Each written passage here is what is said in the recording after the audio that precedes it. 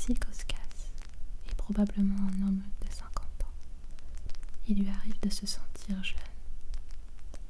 L'hésitation est le slogan de ses jours. Il a une fille de 17 ans qui s'appelle Clara. Avec sa femme, ils ont décidé de la prénommer ainsi, par passion pour Clara. Et les Chic Types, un film qui ressemble à l'époque de son tournage. 1980, c'est une année de désinvolture sensuelle. Il y a quelques mois, l'adolescente a été victime d'un grave accident. Rien n'est plus pareil pour Alexis. Certains de ses mardis sont devenus des jeudis.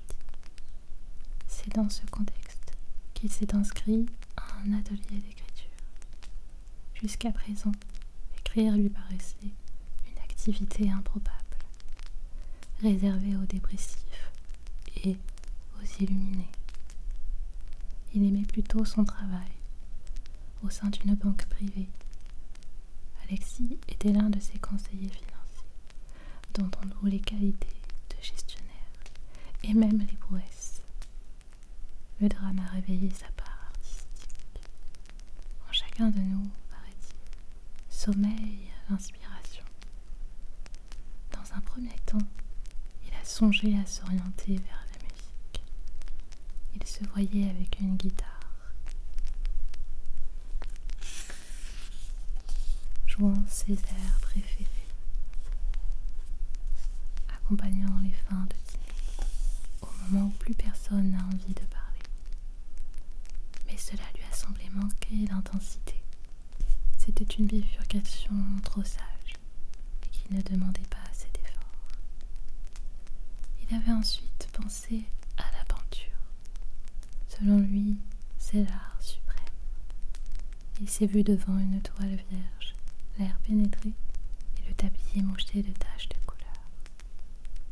Encore une fois, il s'est ravisé, se sentant quasi physiquement incapable de tenir un pinceau, comme si son corps désapprouvait cette nouvelle ambition, y voyant une arrogance déplacée. Restait l'écriture. Il s'agissait de mettre des mots sur des émotions, d'offrir à son imagination une sorte de vêtement concret. Il s'enthousiasma. Oui, c'est ça, je vais écrire. Telle était l'adresse de son nouveau désir. Autant le dire tout de suite, il n'allait pas vraiment écrire, mais cela n'a pas d'importance. Pour le moment, il s'est assis sur une chaise dans le salon d'un écrivain, un carnet à spirale entre les mains. Cette première scène se déroule un samedi, en début d'après-midi. Quelques jours auparavant, en tapant atelier d'écriture sur un moteur de recherche, Alexis est tombé sur de nombreux sites. Après avoir passé quelques appels, il s'est rendu compte que les délais étaient trop longs. Il fallait parfois attendre plus d'1 an pour des séances d'1 heure hebdomadaire avec un auteur renommé ou un guide littéraire de bonne réputation. Cela lui paraissait absurde. Son envie d'écrire était urgente. Il finit par tomber sur le site personnel d'Éric Ruprez, un écrivain qui avait publié un seul roman en 1982 aux éditions de Minuit, La peur des secondes. Cet homme n'avait donc plus rien partagé avec le public depuis plus de 40 ans. Pouvait-on apprendre avec quelqu'un qui avait cessé d'écrire ou qui avait suscité le rejet? À vrai dire, c'était le seul qui avait de la place immédiatement. Ce n'était pas bon signe, mais cela plaisait à Alexis. Il était du genre à entrer dans le premier restaurant vide, et non celui à la mode, émondé. Dans la même logique, il n'allait jamais voir de rétrospective de Van Gogh, ou le Caravage par horreur de n'apercevoir qu'un bout de toile derrière une masse de têtes humaines. Ainsi, tout était cohérent. Il était préférable d'admirer les artistes inconnus, de manger dans des restaurants désertés et de choisir un écrivain n'éveillant pas le moindre intérêt. Alexis trouvait même plutôt plaisante l'idée d'être accompagné dans ses premiers pas littéraires par quelqu'un qui n'écrivait plus. Dans le salon, il n'y avait que 3 autres élèves, uniquement des femmes. Aurore, Anaïs, Amélie. Represse dévisagea un moment le nouveau venu, avant de lui demander de se présenter. Alexis évoqua son enfance un peu banale, son métier qu'il trouvait maintenant gris et l'accident de sa fille. Sans le vouloir, il avait résumé sa vie par le versant triste. Chacun le regarda avec compréhension, comme si ceux qui voulaient écrire avaient cette sorte de rapport intime à la mélancolie. On enchaîna avec un exercice qui consistait à déposer des dizaines de mots dans un chapeau. On se laisserait ainsi guider par le hasard pour définir le texte à écrire. C'est une option à la fois joyeuse et lâche, s'enthousiasma Ruprez.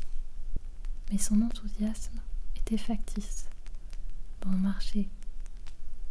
Il parlait d'une voix grave qui ne correspondait pas à son physique frêle. On sentait qu'il était du genre à mettre des écharpes de septembre à mai. L'hiver devait durer bien plus longtemps pour lui. Les élèves piochèrent mots, voiture et fromage.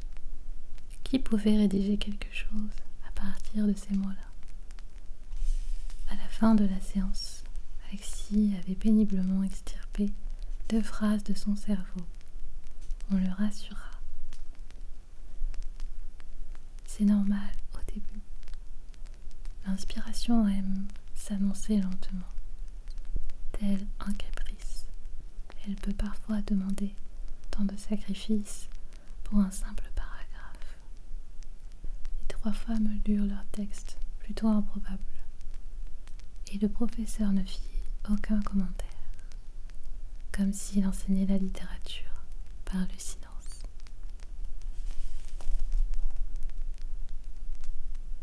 On se salua rapidement en se souhaitant une bonne semaine. Dehors, Alexis resta un instant avec Amélie. Cette femme fuyait à l'évidence les échanges un peu trop personnels. Elle semblait appréhender cet atelier tout comme elle aurait eu un amant. Cela dit, on pouvait parfois considérer l'écriture comme une forme d'infidélité à sa vie. Après quelques hésitations, Alexis trouva une question à lui poser. Est-ce qu'on sait pourquoi Ruprez n'écrit plus? Pas vraiment. C'est un mystère. Tu lui as déjà demandé? Oui. Il m'a répondu par une citation d'Aristote. Laquelle?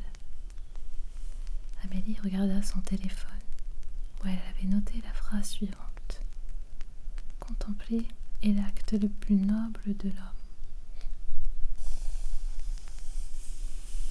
Voilà ce qu'il m'a dit, sûrement pour justifier son désir de délaisser l'action au profit de l'observation. Tu penses que c'est un choix? Interrogea Alexis. Peut-être.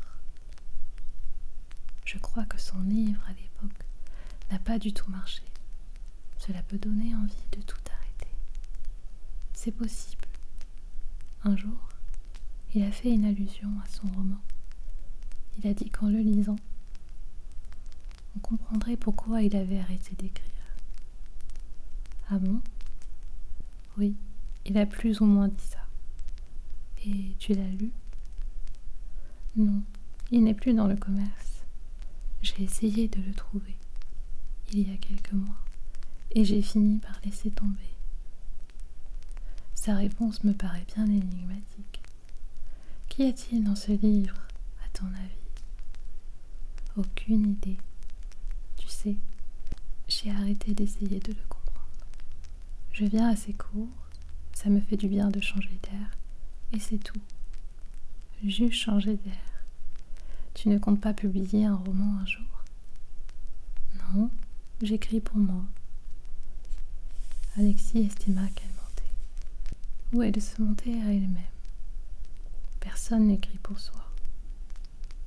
Amélie annonça subitement devoir partir, alors qu'elle ne paraissait pas pressée quelques secondes plus tôt. Elle se mit à marcher d'un pas vif. Avait-il été maladroit, intrusif? À vrai dire, elle agissait comme elle écrivait. À la fin du cours, elle avait lu son texte. Si Alexis avait admiré sa qualité littéraire, il avait trouvé abruptes les transitions entre les phrases. Il y avait chez elle comme une insoumission à la virgule.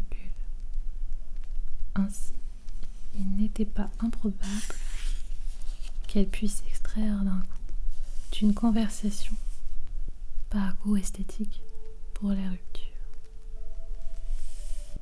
Intrigué, Alexis se mit en quête de la peur des secondes. Il explora plusieurs librairies. En vain, on lui conseilla d'appeler l'éditeur, ce qu'il fit à de nombreuses reprises. Personne ne répondait aux éditions de minuit. Il finit par tomber sur un jeune homme qui parlait d'une manière incroyablement lente, comme si il ne devait pas dépasser un quota de mots par minute. L'employé tapa le titre sur son ordinateur avant de répondre laconiquement, épuisé. Alexis s'arrêta sur ce mot qu'il trouva beau. Un livre épuisé. Quand le corps est épuisé, c'est qu'il n'est plus en mesure d'agir. Pour un livre, c'est qu'on ne peut plus se le procurer. Il tenta de le trouver d'occasion sur les sites de vente en ligne, tout comme dans la vie réelle. Pas la moindre trace de l'ouvrage. Il fallait croire que les détenteurs de ce roman ne l'avaient jamais revendu. Il formait peut-être une communauté littéraire discrète, souterraine. Il aurait pu passer une annonce sur un portail spécialisé. Recherche le roman La peur des secondes, paru en 1982, et introuvable. Mais il ne le fit pas. Après tout, pourquoi ne pas directement demander à l'auteur? Il devait bien lui en rester quelques exemplaires. Le samedi matin, à la fin du cours, Alexis s'approcha d'Éric Ruprez. Il avait eu de nombreux rendez-vous importants dans sa vie, mais il s'était rarement senti aussi décontenancé que face à cet homme. Il balbutia qu'il aurait aimé lire son unique roman. L'écrivain le coupa aussitôt. C'est inutile, et je n'en ai plus la moindre copie. Certaines phrases sont prononcées à la manière d'une sentence. Clairement, il était préférable de ne pas chercher à en savoir davantage. C'est la fin de